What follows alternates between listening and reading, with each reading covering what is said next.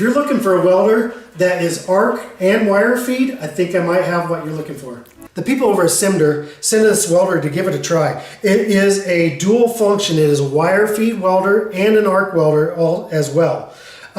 So it looks like a fairly good setup, and what I'll do is I'm going to put it all together and then we'll give it a try. Alright, so included in the package is the wire feed lead, the arc welder ground. Also has an electrode holder. It also comes with an instruction manual. It comes with a new shield and a couple tips, one for 8mm and 1mm wire.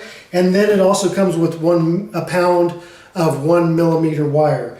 It also comes with the standard plug for the wall outlet, but it also comes with an adapter that can be plugged in to 220. All right, so everything is hooked up. We're going to go ahead and put it to the test. I'm just going to do some light welding with it and see what it does on wire and on arc. I'll be using 6011 rod, and so we'll get that all set up and get ready to roll. All right, so we're out here. We got our metal ready, and first thing I'm going to do, we're going to do a little wire welding. I'm going to go ahead and switch the machine on. Okay, right now it's on arc. I'm going to go ahead and hit the red button twice to go to 1mm wire. First thing we're going to do is we're going to hook up our ground clamp to the metal, and then what we're going to need to do is, I've already played with this, so I got an idea what's already going on. In the instruction manual, they're actually pretty good at showing the setting at what you need to be welding at. So with the 1mm wire, the welding current should be 70 to 180, or optimal current is 80 to 120. When I set it up before, I was running right around 90, and that is running great. So I'll go ahead and weld something up real quick. Okay, before we get started, one last note. There is no wire speed control in this. While you're welding, you are the wire speed control.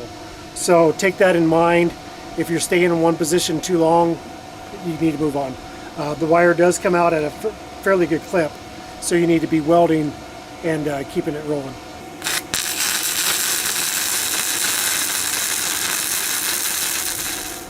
Okay, you really need to keep moving and to keep the wire flowing. It does a great job. Not a ton of splatter, a little bit, but if you can keep the wire moving at a fast rate, you'll reduce that splatter rate. So now I'm going to switch over to arc. I'm just going to hit the red button until the arc illuminates, and now we're no longer got juice to this, and now we got juice to this.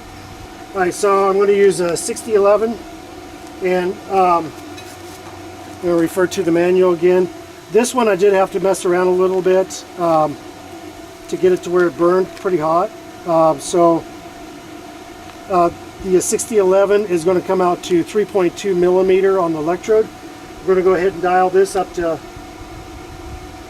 111. Let's just put it at 111. Its welding current is for 108 to 148 on this unit. And if it's not good enough, you're sticking just up the amperage.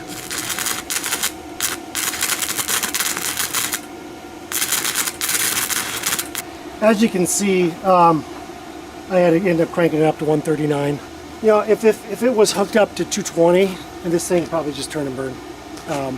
It's a little harder to get the rod started on the 110, but once you get it going, if you get the amperage cranked up, it does do pretty good.